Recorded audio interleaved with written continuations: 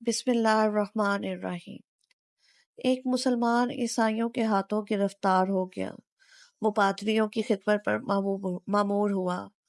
وہ ان کے لیے خدمات بھی انجام دیتا تھا اور قرآن کریم بھی یاد کرتا تھا۔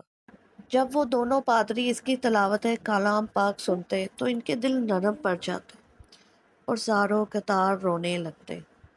چنانچہ ان دونوں پادریوں نے اسلام قبول کر لیا، لیکن یہ مسلمان نصرانی بن گیا۔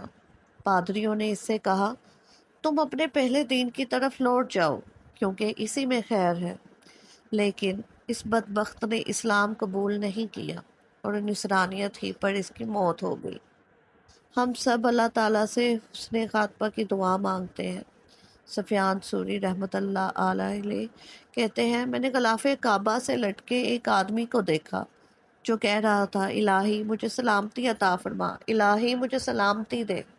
میں نے پوچھا، بھئی کیا معاملہ ہے؟